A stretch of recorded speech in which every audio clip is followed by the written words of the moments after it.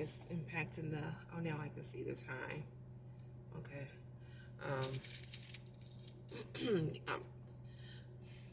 I want to get this all in so I can give you the proper outro of saying thank you for your time. I don't want it to cut me off. What'd you eat today? What'd you eat? I ate some celery sticks. Now be careful with the pesticides. Don't ask me to name one pesticide. I don't know. I just know there's a whole bunch of them associated with celery. I do take that risk. Ignorance. Okay, so celery with the hot sauce in ranch, and I had 2 bananas with some peanut butter. Fix your back, girl. Get it together. Peanut butter and bananas. That was breakfast, and I had to mess it all up with some Taco Bell. I ain't even gonna tell you what I had.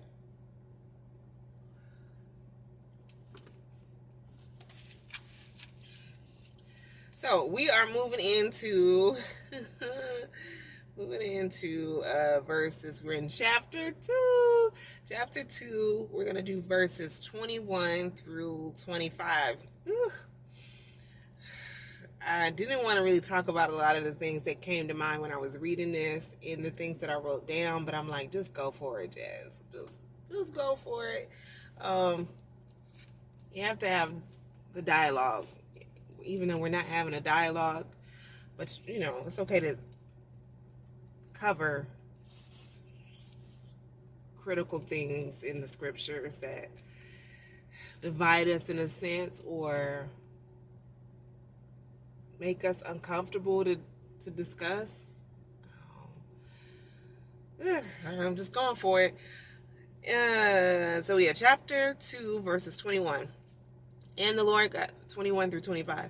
And the Lord God caused a deep sleep to fall on Adam, and he slept. And he took one of his ribs and closed up the flesh in its place. The rib which the Lord God had taken from man, he made into a woman, and he brought her into the man. He brought her to the man. And Adam said, "This is now my bone of my bones and flesh of my flesh. She shall be called woman, because she was taken out of man.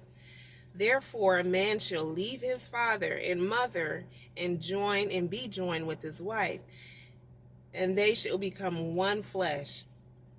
And they were both naked, and the man and his wife, and were not ashamed." They were both naked, the man and his wife. And they were both born. They was born naked too, Jasmine. It's okay. Yeah. Okay. They were both naked. And no, see, there is no answers throwing you off. And they were both naked, the man and his wife, and were not ashamed. Woo. All right. I was getting Frankenstein vibes of the surgical technicalities that would have had to take place for this to jump off really happen. So the more I share my love for reading the Bible with Christian people, I have a friend, she's an author, a Christian author, she's also a pastor, and sometimes she will share something with me that lets me know what I have shared with her, reaching out to her, it was on time. And I'm grateful that I listened to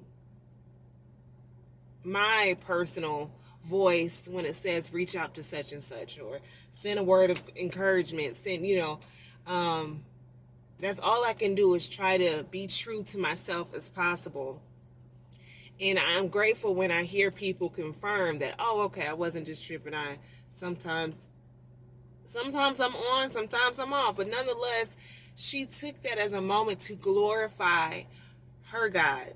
Glorify the fact that, oh my goodness, when we think, my God is always good with providing things for me that I don't even need or know I need or such, we're having a bonding moment about two different faiths or beliefs, and she's able to be free in a sense of expressing her gratitude, and there's really nothing for me to do but rejoice in that for her, and rejoicing in me in the sense to just know it's okay to encourage people.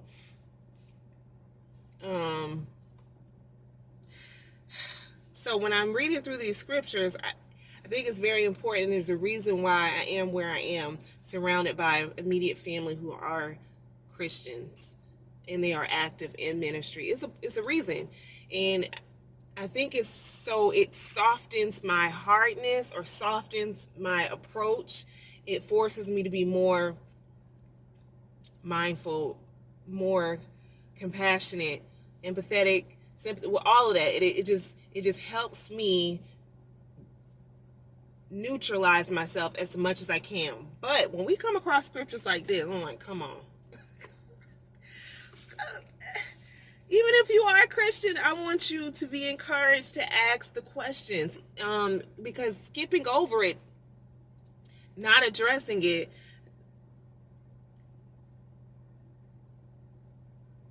avoiding it, you might be setting yourself up for later down the line. So just go ahead and start feeling like it is okay. So are you trying to turn Christians away? No.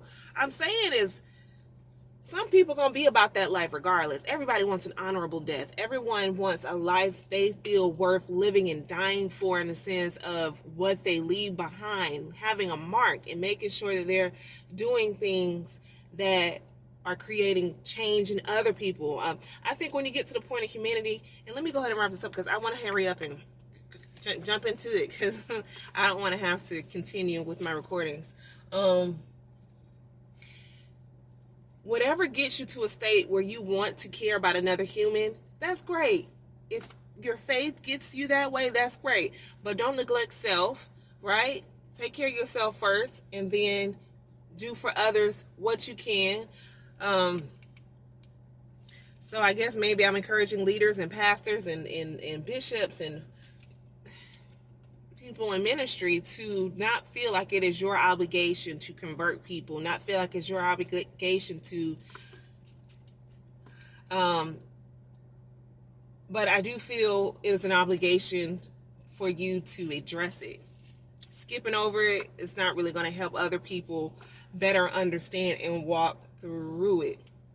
And shunning someone's questions, or even sometimes, to me, a good leader, a good teacher is someone who you see that they are humble enough to share with you what they're going through. They're humble enough to let you know, I'm going through this certain situation and this is how I apply it, because it levels everybody in the sense of we're all going through something. We're all fighting a battle. We're all wanting to grow. And I'm saying all, we know this don't apply. Some people, they just okay where they at, wherever the case may be. So basically, this is my warning. I might step on some toes this time, okay, guys? I don't know how to dress it up any other way. In love. All right, so yeah, this is getting the Frankenstein vibes. I'm wondering. So the anesthetic here was the deep sleep. It had to be deep, right? Had to knock them out.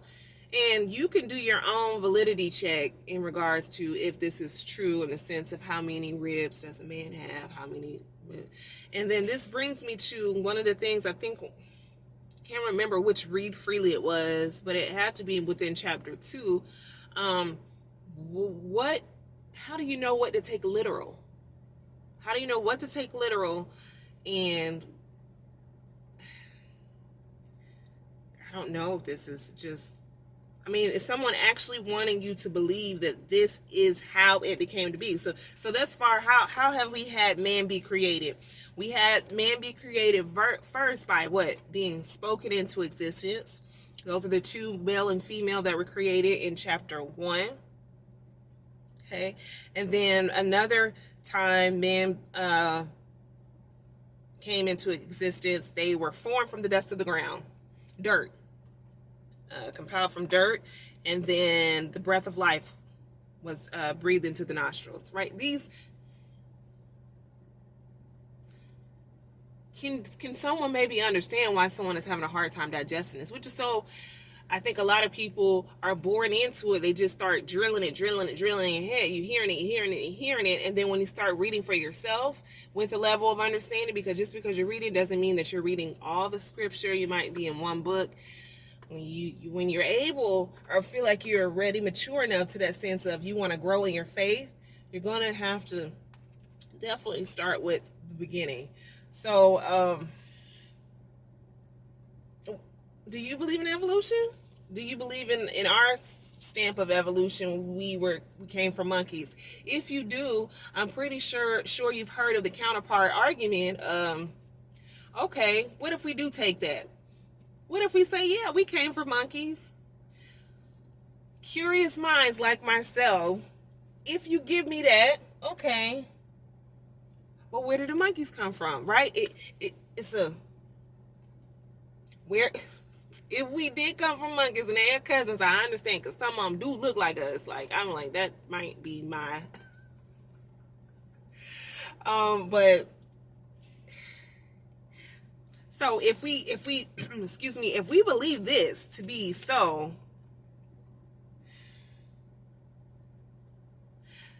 you can apply it to a biblical sense. If this is so, and this is how God did create man, you're always gonna get the question of where did God come from? Again, I think I mentioned some time ago that we may never get some of the answers to this lifetime. This is my part, because everybody's idea of humility is different. My idea of humility is just me submitting to my humanism. There are just some things. I think man can be vain in a certain extent to even dare think they know what happened in the beginning. But it makes a good book. I'm telling you, put it in here, put it in something. But we want to know. We're curious. This is how it happened. This is how it happened. This is how it happened. Oh, okay. I'll figure it out when I die, because there's no way for me, and I don't want to keep wrestling with that. So sometimes just saying that you don't know is a humbling thing, because I know, especially as a Christian, because the Bible tells me so, it's true, but then if you don't even know how the Bible was created, come on now. So this is my thing. Once you do say, oh yeah, that is kind of off as a Christian, but I still choose to believe. I still know my journey. I know my beginning, and I know where I want to go. So my lacking here is here, but it still resonates with them. Again, not all Christians even deal with the Bible. I think it's Christian atheism. I'm not sure. I've researched it sometime, but then that threw me off. Christian atheism, it's like the oxymoron. I don't know. Okay. Oh shoot, I'm not gonna be able to finish this. We're like almost at 14 minutes. Okay, let's see how much I can do. I need to talk about. I think we can. Oh, you might be able to do it.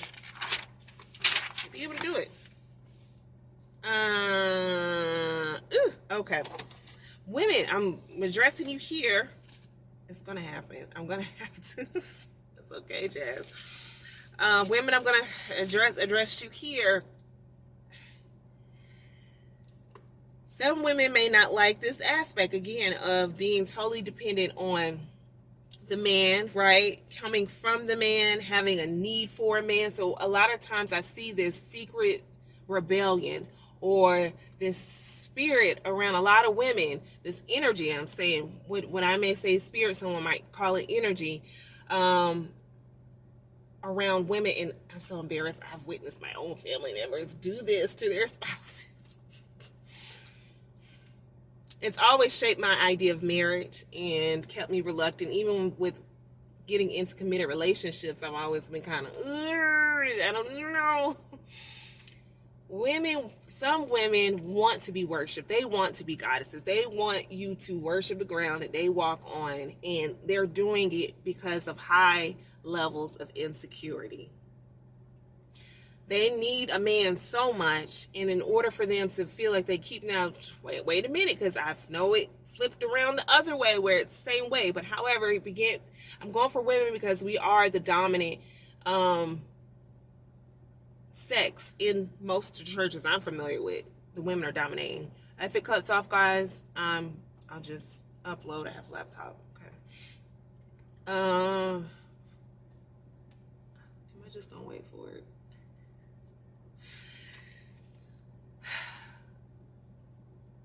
It's a Jezebel spirit. It's a desire to want to manipulate and control. And don't get it twisted, because a lot of women try to exhibit these behaviors with their female friends. One of the reasons why I don't have a lot of female friends. So what it is women are good at pointing out other people's flaws. Some women are, or what they think may be a flaw. Women can be super messy. They can be. And I had to deal with this a long time ago. It's okay to be a woman. It's okay to be a woman and not feel like you have to wear everybody else's badge or feel.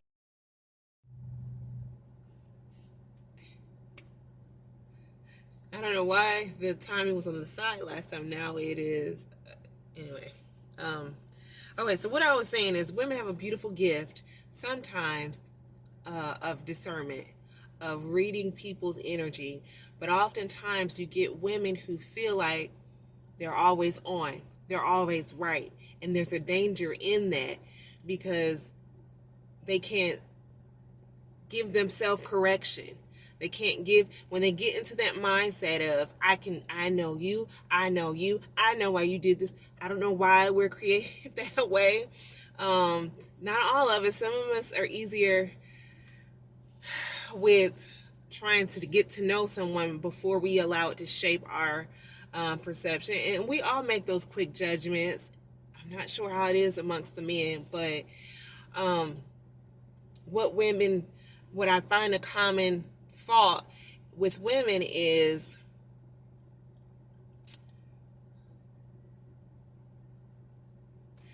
some just want to always tell you what you need to do. Some just want to always give you correction. Some just want to tell you are wrong. Some just want to say, didn't I tell you something?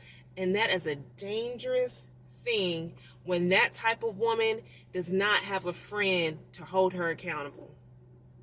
When that type of woman doesn't have a spouse to hold them accountable, to someone who is not afraid to say, you're not always, you were wrong about this. No, you are misjudging. No, you need to work on yourself.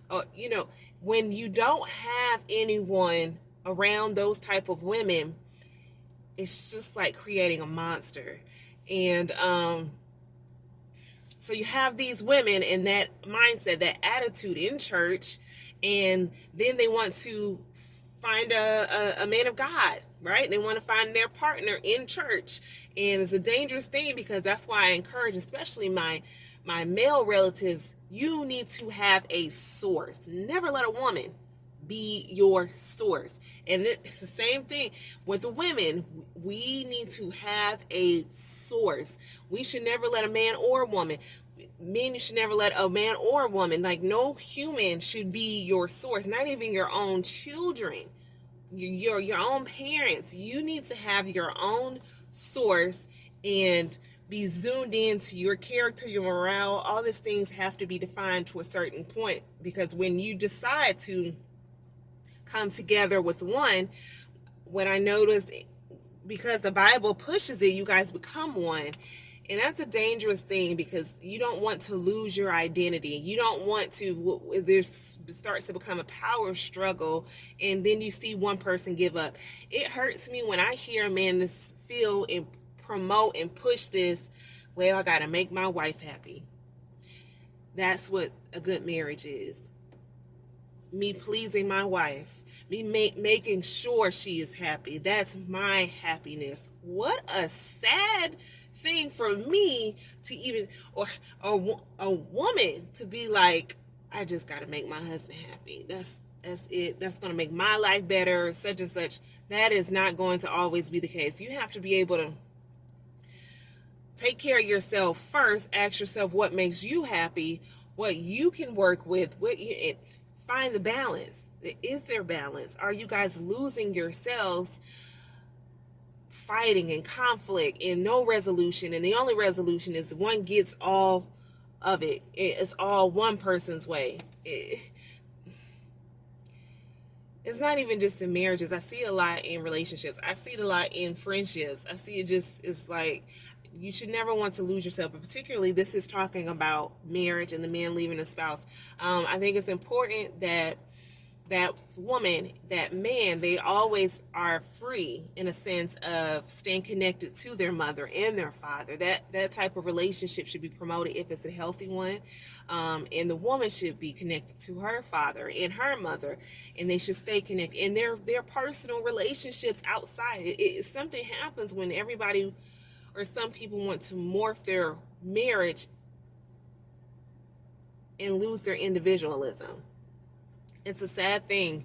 I can't go anywhere without my husband. My husband got to know I got to check in with my husband. I can't make a move without my husband. Oh my gosh. Whoa. I don't want any part of that. You mean we got to sleep in the same house? We're going home to each other every night and you got to know my every move? I always feel like somebody's watching me. No, but no, it's sad. But that's what that doesn't get me excited at all. Doesn't get me excited at all, especially when I see the unhealthy relationships where one appears, illusions, guys, one appears to be more dominant, and they know they're dominating out of anxiety or control. Whatever the case is, they're not dealing with it, so the only way they know how to do is control everyone and everything around them because they don't want to lose. They don't want to not have a say in everything. It's a wicked thing. And then I almost had to cut one of my own relatives off. I'm like, hold up, I know me and you is related and I know your role in my life, but I'm not gonna be a part of your manipulation. I had to practice saying no. No ma'am, out of love, and know my limits, know my points. And even that's with the female relative, and it's also with the male relative. I gotta say, no, you have to know that has to be with you and the individual. So clearly, if you see, I'm against a certain aspect of this morphing in and becoming one. I understand having a goal and a vision, but don't lose those personal goals. It is a beautiful thing when you see couples together thriving. It's a rare seen thing, but when you see couples thriving on an individual level and as a team, it's a beautiful thing. It is really a beautiful thing. I haven't really been able to witness that in my lifetime. I know a lot of married people. It's just, okay, so moving on. So you have a lot of women operating out of that secret rebellious because they don't really want to be the submissive type. They don't really want to feel like they are just destined to have to help the man all the time or to be, they like to flip it. When women do have power, I don't know if we realize it, but I don't know if some women know how to use it for good in a sense of creating peace, not creating chaos and being messy and nasty and just creating chaos. It's a way to do it, I don't know. I'm just gonna let that one go. I'm going with it. I'm leaving it. And so I don't feel bad for any of the spouses in a sense who are in those unhealthy marriages, because it's like, when are you gonna stand up for yourself? Obviously you like it, and you have to get in that mindset. If they like it, I love it. If it's working for you, hey, I'm so grateful. But I think it's that illusion of when people think, oh, all these married people, you must be jealous or you must want what they have. Nope. Okay, that's what if it makes you sleep better at night. But no, that's honestly not the case. Same with, you don't have children and most of your friends. I remember when there was a time where I didn't even go out and my homegirls went out. Homegirl cousins, them went out, and I watched their kids. And they were all older than me. It's just, you must want children because Nope. So I don't know if it's being exposed to it is giving me that perspective or in shaping my perception because I am seeing it. That's warping my perception of it. I don't know. I don't know. So women, if you are struggling with this, I don't know what to tell you. If you are a Christian woman and you're like, you know what, I've seen my mom do all this, I don't know how to respect my husband. I don't know how to, show him that I need him. And the only way I know how to do it is being disrespectful. And yeah, that's this dangerous thing, especially when you're having children, because they will. I'm such an observer. The children will tell you by their actions how they treat their mother or how they treat their father, the behavior that the spouses are doing to one another. You'll see it exhibiting. If you see a child being disrespectful to their parents, that behavior was taught. They're either watching someone being disrespectful to their parents or that behavior was seen on TV or in somebody else, and then they tried it with their parents, and cycle just continues. What I learned, especially with children, is parents have said it to me all the time. Teachers have said it to me. I've never seen this class this well behaved. I've never seen them. They're doing their work. I've kept a note.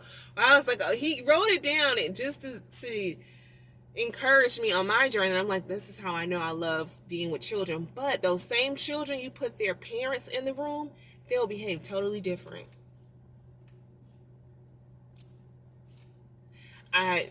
Within child care, some of the parents coming to pick their child up, they just like to observe outside of the window. I've never seen my child open up so much. I've never heard my child have this type of conversation. And then when the parent walks in, the child just starts acting up, having a fit, crying and falling out and all this stuff. And I just let it go at that point because there's no need of me trying to help or guide and encourage a child and promote positive behavior with the parent in the room unless we're in line, because the child is going to do what they typically do in front of the parent. It's I don't know how to explain it. How did I get into that? Oh, the illusion of you're single, so that means you're bitter. You're single because that means, or you're married and that means you're happy. These illusions, we've just got to deal with it. So I encourage you to seek some counseling. I don't know if this is, when I was a Christian, I didn't hear women talking about this. I don't know. I think there should be some more addressing of how some women may be having a hard time submitting to it when some don't realize that they're supposed to be submitting to one another. As an ex-Christian, how can you still apply this? Just enjoy it for what it is. Just enjoy it for what it is. Enjoy for the fact that you are okay with questioning and looking in and dissecting like, okay, I see how this is and that is. It's just, so I'm at 12 minutes. I'm going to go ahead and wrap this up and then try to circle back if I need to.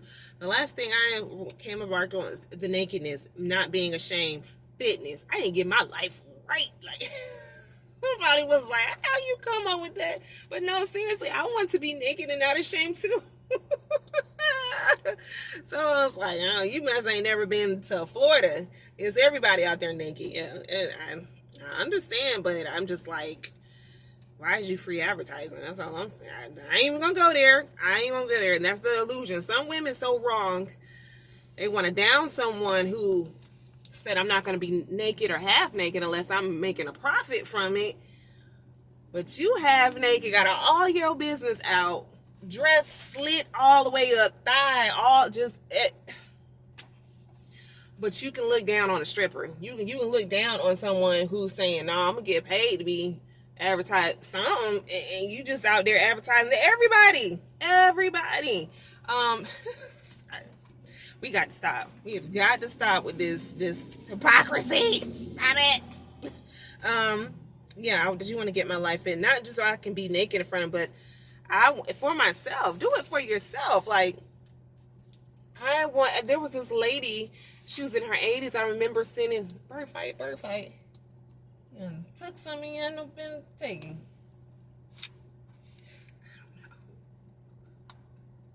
I watched a bird on the side of me, on the concrete in the parking space, just going in on this big black ant. I don't know if those black ants are called. He was big enough for me to notice that he was going in on an ant. I was like, I hope that ant is just dead at this point.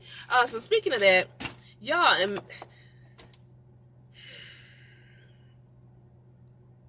I know. Okay, let me find it. Make sure before I tap out of this.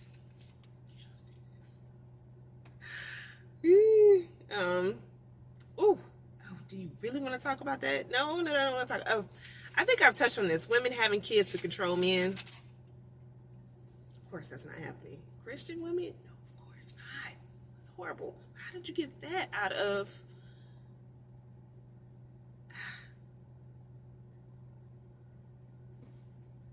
Is that the whole idea of being fruitful and multiply associated with marriage? Oh, okay. One thing I have to. Gosh, I'm sorry, guys. How does this fit into the LGBT community?